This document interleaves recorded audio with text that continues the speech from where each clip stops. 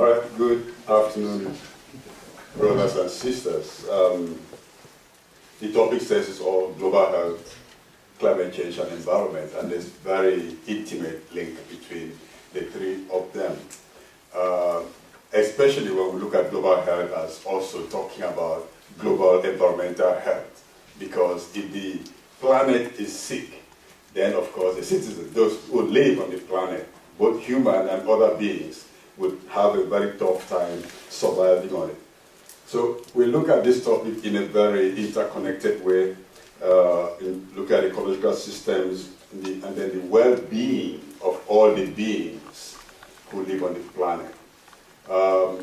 Many of the activities of industry and humans generally on the planet sometimes ignore the fact that the planet, the Earth itself, is a living system, and that the Earth itself has a right to live, to survive, a right to life, has a right to perform its natural cycles without being disrupted by the activities of third parties, particularly human beings. And in fact, if you've been following the discussions on ecocide, when anyone takes any action that disrupts or stops or distorts the right of Mother Earth to perform her natural cycles, then that is a crime against the planet. And so this kind of understanding helps me to see every mining pit, every mine pit, and every oil rig and every oil well as a crime scene. And if I had the power, I would like to put a ring around those locations that nobody, stop, don't move here, because what you are doing is actually destructive. And because they have direct impact on people who live in those territories. Over the years of my activism, I've visited most of the tours I make are not like tourists. I make pollution tours. I go to mining sites, mining communities, to see whether there's any mining community that actually enjoys the benefits of mining. And my experience around the world has been that those who live on the first line of either the mining operations or oil extraction operations or fracking operations, they are the last to benefit from those activities. And many of those communities are virtually ghost towns, or if people are still living there, people who are living on the edges of graves because they are living in very toxic environment. And these activities clearly subverts anything called like the Sustainable Development Goals that are being debated now. With those kind of activities ongoing, the communities who live anywhere close to those locations cannot attain any of those goals. Those goals go against the right to life. The Universal Declaration of Human Rights gives everybody the right to life. But when you have activities that truncate that right, then of course, that right cannot be enjoyed. Now, people who live on the first line of polluting activities don't only enjoy or are not only exposed to toxic environments, they're also generally being discriminated against, because you never find this kind of installations in well-off communities. If you match the map of extractive sector activities and polluting activities around the world, they would match closely also the kind of social standings of the persons who live in those locations. Very closely. They will tell you a story about any country and any continent or any community, because nobody who has a choice would allow those kind of activities to be carried out in their backyard. Now, that is the bad news. The good news is that those who are living in such situations are not just folding their hands and taking the beating. There's a lot of organizing, grassroots mobilization going on around the world resisting these kind of activities. Remember, some years ago, I think in 2007 or thereabout, President Correa of Ecuador declared that they think what oil is doing to the environment is really very bad, and that we have to do something about it. That's what he said. And then, of course, civil society and local people in Ecuador presented the Yasuni idea. And the man said, yes, this is the idea. We're going to leave the oil in Yasuni under the ground if international communities and nations would contribute 350, half of the amount, about 350 or thereabout dollars, 360 US dollars worth of the oil. We're going to leave it untouched. Now, I believe personally that this was a bad move because you don't leave oil in the soil and then calculate that as kind of carbon sequestration, and then you want to be given carbon credits, because that's what the argument amounted to. And leave the oil in the ground is the best way to sequester carbon. Don't bring it out at all. So you leave the coal underground, you leave the oil underground, leave the gas, everything underground, and then you have fail-proof.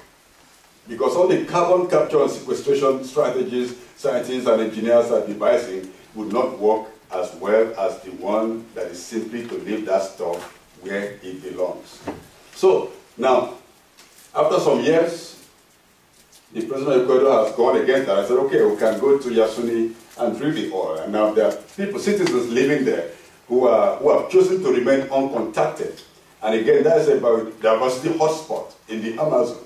And because of lack of power, the system will overrun those communities and people possibly expose the people to extinction.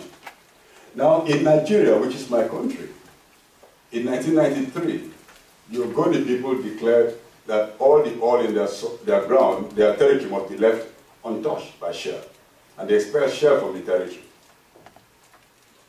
They did not say, pay us compensation for leaving the oil in the soil. They said, just leave it there. We need to have a discussion. We need to have a say in what happens in our environment. We need to have a say about who does what, and we have to have a share in the benefits. Whatever, if there's any benefit, we don't want to just take these benefits and these incentives from this kind of sector. And I'm glad to tell you that by that singular move of the people, a deprived, poor, otherwise weak people, they've succeeded in keeping the oil in Ogoniland under the ground since 1993, and nobody has taken a drop from it. And there's no reason to think that very soon anybody's going to reopen the oil well. Now, there's a lot of oil there. But the people say, now we want a chance to leave. So this, to me, is very positive, that people could say, okay, although this thing can fetch some money for either the state or for whoever, but it's killing us, we want to live. We need to have a healthy life. If we are not alive, we can't enjoy any other right. The African Charter of People and Human Rights, Article 24, says every African shall have a right to a safe and satisfactory environment. I believe every other charter captures this same kind of right being given, but people see the right on paper, they don't experience it. And so when you see a group of people say, no, we must enjoy our right, we have to applaud them. And many other things that lead to, that contribute to global warming, apart from the burning of fossil fuels, they all, if you check them closely, they are unjust, unfair, and unsustainable. And one of these is the way we consume stuff. Consumption and displacement of responsibilities, including land grabbing. That land grabbing in Africa has become continent grab, because it's not just a few pockets of land that are being grabbed. I mean, you've done research on this and you've seen it. So now, the grabbing is not for production of stuff for the region, but for elsewhere. This makes it clearly unjust, unfair, and unacceptable. So, right, climate change and health. I'm sure we're going to hear more about this, but just think about the fact that climate change is, causing floods and droughts. And just those two items have major impacts on many regions in the world today. Many regions in the world today. In 2012, there were floods across the world, across Africa in particular. In my country, 300 people died from flooding within just 2 months, and 6 million people were displaced by flooding within 2 months. 6 million people within 2 months. That was catastrophic, if anything could be described as such. And so, when you have this, you can be talking about health. And of course, can be talking about a healthy environment. So what am I saying? flooding, conflicts, rights abuses, they all go on the heels of global warming. This is why it is so urgent for us to conceive of any action being taken towards tackling this thing as a right and justice issue. The United Nations Framework Convention on Climate Change has the clause on common but differentiated responsibilities, which is the bedrock of justice in all that negotiation. But these have not been taken very seriously. I believe it's now the time for all of us to team up to insist and to demand that we don't just want to have rights being acknowledged on paper, we want to see rights in action. I thank you for your attention.